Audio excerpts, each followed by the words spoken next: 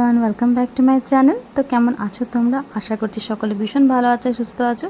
আর নিয়ে এলাম তোমাদের সাথে শেয়ার করতে আরও একটা নতুন ব্লগ। আর এই ব্লগটা যে দেখতে পাচ্ছ, এটা কিন্তু একদম কারেন্ট ব্লগ। আজকে বৃহস্পতিবার, আজকেরই কিন্তু এটা করা হয়েছে আর আজকেই শেয়ার করা হয়েছে তোমাদের সঙ্গে।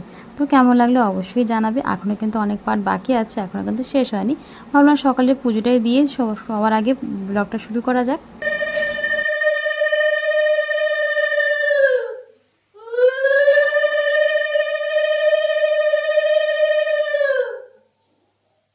তো পুজো কমপ্লিট। তো এখন এই যে খাওয়া দাওয়া নিয়ে বসলাম। আজকে সেদ্ধ ভাত, লঙ্কা, ডিম সেদ্ধ, বড়া, এটাই হচ্ছে আজকে খাবার। তো আজকে কি খাচ্ছি সকালে, চলো সেটা একটু শেয়ার করি।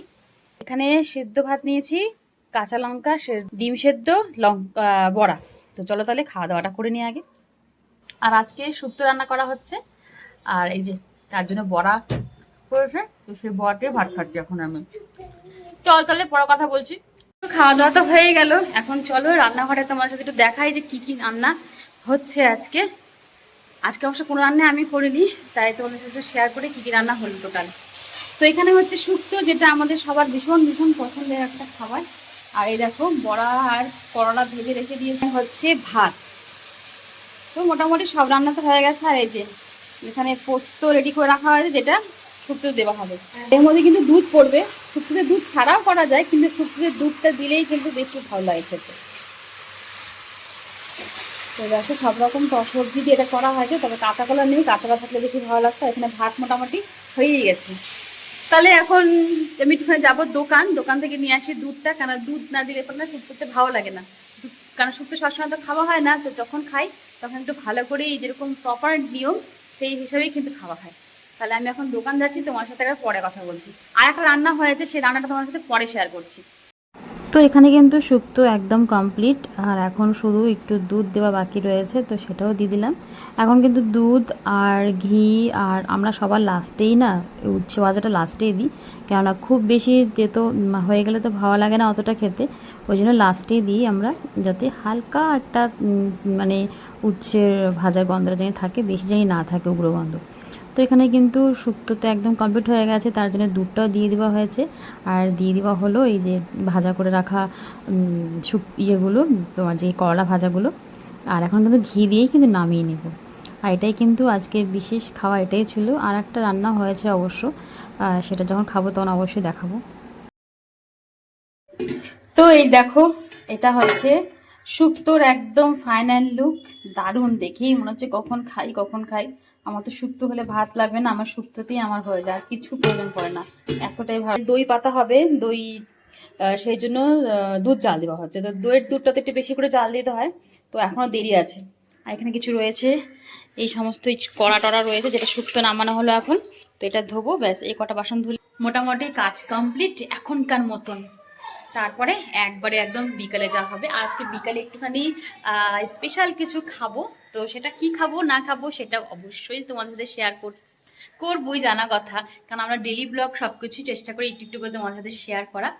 আর যে সকল বন্ধুরা এখনো পর্যন্ত আমার ভিডিওর সঙ্গে যুক্ত আছো, তাদের সকলকে বলবো অনেক অনেক ভালোবাসা, এইভাবে আমার পাশে থাকার জন্য। আর যারা এখনো পর্যন্ত আমার চ্যানেলটাকে সাবস্ক্রাইব করেন, তাদেরকে বলবো চ্যানেলটাকে প্লিজ সাবস্ক্রাইব করে বেল আইকনটাকে অল করে রাখো, তাহলে যখনই আমি ভিডিও পোস্ট করব তোমাদের কাছে নোটিফিকেশন চলে যাবে। আর একটা কথা বলতেই হচ্ছে আমাকে, তোমরা অনেকেই এখন দেখছি সাবস্ক্রাইব তুলে নিচ্ছ, জানি না কিসের জন্য।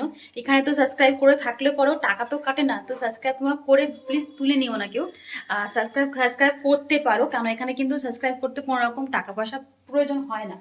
সেই জন্যই বলছি কেউ করে আবার তুলে নিও না। তাই চলো, এখানে দেখো আমার দুধ জাল কিন্তু মোটামুটি হয়ে গেছে, আর একটু জাল দেবো। তো এখন দুধ জাল বসাতে দুধ দিকে মন দিতে হবে, নাহলে আবার উতলে যাবে। তো সেই জন্য আমি দেখে দেখে করছি এটা। তাহলে এখন রাখি, তোমার সাথে একবারে পরে কথা বলছি। তো এই যে দুপুরে খাওয়া দাওয়া নিয়ে হাজির। আর বলেছিলাম যে একটা রান্না হয়েছে, সেটা হয়েছে ভেন্ডি আর আলু দিয়ে একটু মশলা মশলা টাইপের করা হয়েছে। আর এই রান্নাগুলো কিন্তু সবটাই দিদি করেছে, তোমাদের সাথে একটু বলা হয়নি প্রথমে। দিদি আর গুনগুন কিন্তু এসেছে, কেননা 1 মে থেকেই তো গুনগুনদের স্কুল বন্ধ ছিল, তারপরে ভোটের রেজাল্টের জন্য বন্ধ, সে অনেক কটা মাঝখানে বন্ধ দেখেই দিদি চলে এসেছে গুনগুনকে নিয়ে। আর দিদি তো চশমা বানাবে, দিদির তো সেই জন্যই কিন্তু বিশেষ করে আসা হয়েছে। আর যেহেতু স্কুলটা ছুটি আছে, সেই সুযোগে চলে এসেছে। আর চলে এলাম খাওয়া দাওয়া করে একদম ছাদে। জামা কাপড় আজকে অনেকটা ধোয়া কাচা হয়েছিল, তো সেগুলো এখন দু বোন মিলে উঠিয়ে নেব। আর মেঘ করেছে সকাল থেকে, তো আজকে ওয়েদারটা একদম ভালোই ছিল না। ভেবেছিলাম হয়তো বৃষ্টি হবে, জামা কাপড়গুলো শুকোবে কি সেটাই সন্দেহ। তবে হ্যাঁ, মেঘ করেছিল কিন্তু বৃষ্টি হয়নি, হাওয়ায় দিচ্ছিল। তার জন্য কিন্তু সমস্ত জামাকাপড় শুকিয়ে গেছে। তবে বাইরে তো দেখতেই পারছো পুরো কিন্তু কালো একদম, মানে মেঘ করে আছে পুরো, মানে রাতে হয়তো বৃষ্টি হলেও হতেই পারে। তো এখানে এখন জামাকাপড় সমস্ত কিছু তুলে চলে যাব নিচে। আর গুনগুন তো অনেকদিন থেকে বলছিল ফুচকা খাবে ফুচকা খাবে, তো এই আজকে ফুচকা পার্টিও হবে সেই সঙ্গে। আর এখন তো আমরা বাইরের ফুচকা খাওয়া দাওয়া একদম ছেড়েই দিয়েছি বলতে গেলে, খাই না, গুনগুনও খায় না। সেই জন্য কিন্তু ওকে এই মাঝে মধ্যে বাড়িতেই করে দিই। তো এই ছাদ থেকে দেখো দুজনে মিলে কাপড়গুলো ভাঁজ করে নিয়ে যাচ্ছি, তাহলে অনেকটাই হেল্প হয়, এক্সট্রা করার পরে ভাঁজ করতে হয় না। যেখানকার জিনিস সেটা সেখানে রেখে দিই, তাহলে কাজটা অনেকটাই মানে আগিয়ে যায় আর কি। সেই জন্যই কিন্তু ভাঁজ করে নিলাম দুজনে মিলেই। আর যেহেতু একটু হাওয়া হচ্ছিলো, ভালো লাগছিলো বেশ ওয়েদারটাও, সেই জন্য একটু টাইম ছিলাম ছাদে। তো এখন চলে যাচ্ছি নিচে, একবারে গিয়ে এখন জোগাড় করা হবে ফুচকার জন্য। তো এখানে কিন্তু আলুটা অনেকটা আগেই সেদ্ধ করে রেখে দিয়েছিলাম, আলু আর ছোলাটা, যাতে জলটা একদম ঝরে যায়। আর এখানে অল্প করে পেঁয়াজ কাটা হয়েছে, বেশি পেঁয়াজ দেবো না, যেহেতু গুনগুন খাবে বলে, ও তো বেশি কটা পেঁয়াজ খায় না এরকম আলু মাখাতে, তার জন্য কিন্তু অল্পই দেওয়া হয়েছে। আর দেওয়া হচ্ছে ধনে পাতা মাখা, এটা পুরো আলুটাই দিদিই মেখেছিলো, আর টক জলটা দিদিই বানিয়েছিল। তো সেটা একটুখানি তোমার সাথে দেখিয়ে দিলাম। দেখো, তো দিদি ভিডিওতে আসতে যাচ্ছিলো না, ওকে আমি জোর করেই আনলাম বলে একটু হাসছিলো আর কি, যে কেন আনলি, নে ধর, হেসে হেসে বলছে নে ধর, আমি চলে এলাম। যাই হোক, একটুখানি হাসা মজাই করছিলাম আমরা এখানটায়। তো আর তো গরমের জন্য তো বেশিক্ষণ থাকাও যায় না রান্না করে, সেই জন্য দুজনে মিলে পটাপট করে আমরা এখানে রেডি করছিলাম। আর ফুচকাগুলোতে ভাজতেই যা সময়, এছাড়া কিন্তু কোনো কিছুতে সময় লাগে না, সব কিছুই মোটামুটি তাড়াতাড়ি হয়ে গেল। এই ফুচকাগুলো ভেজে ভেজে তুলতেই একটুখানি সময় লেগে যায়, কেননা একসাথে যদি সবগুলো ভাজা যায় ভালো হবে না, তাই অল্প অল্প করে ভাজছিলাম। এই দুটো তিনটে চারটে এভাবে করে ভাজা হচ্ছিলো, যত কম দিচ্ছি তত ভাজাগুলো ভালো হচ্ছিলো, মানে ফুলকো ফুলকো হচ্ছিলো আর কি, বড় বড়। আর একটু বেশি করে দিলেই কিন্তু সাথে সাথে ভাজাটা অত বড় হচ্ছিলো না, সেই জন্য এটা একটুখানি সময় করেই করা হয়েছে। আর প্রথমে কিন্তু তেলটা গরম হলো কিনা ঠিক মতন, তার জন্য একটা আমি দিয়ে দেখলাম, তো বাট ওটা কিন্তু বেশ ভালোই বড় হয়েছে। পরেরগুলো যখন দু তিনটে একসাথে দিলাম তত অতটা বড় হয়নি। আর দেখো একদম টেনিস বলের মতন সাইজ হয়েছে সব কটার, ভালো লাগছে, বেশ সুন্দর। এটাই একটা সুবিধা কি তৈরি করা থাকে, তাই বেশি সময় লাগে না, খালি জাস্ট ওই আলু মাখাটা আর জলটা করতে যা সময় লাগে, তারপর এগুলো পাটাপাট করে ভেজে নিলেই কিন্তু মোটামুটি খাবার রেডি। আর এটা তো একদম সমস্ত কিছু রেডি করার পরেই এটা ভাজি, কেননা তাহলে পট করে যেন মেয়ায় না যায়, একটুখানি কুরকুরা যে ভাবটা থাকে সেটা যেন বজায় থাকে, সেই জন্যই কিন্তু সবার লাস্টে এটি ভাজা হয়েছে, কারণ এটা ভাজতে একটু সময় লাগবে, সেই জন্য সবার লাস্টে এটা ভেজেছি। তারপরে এখন কিন্তু মানে শুরু হয়ে যাবে এখানে এখন ফুচকা পার্টি।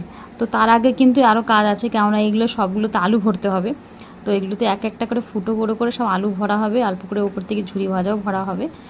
তো চলো সেই সমস্ত কিছু তোমাদের সাথে যেটুকু পারবো সেটুকু শেয়ার করব।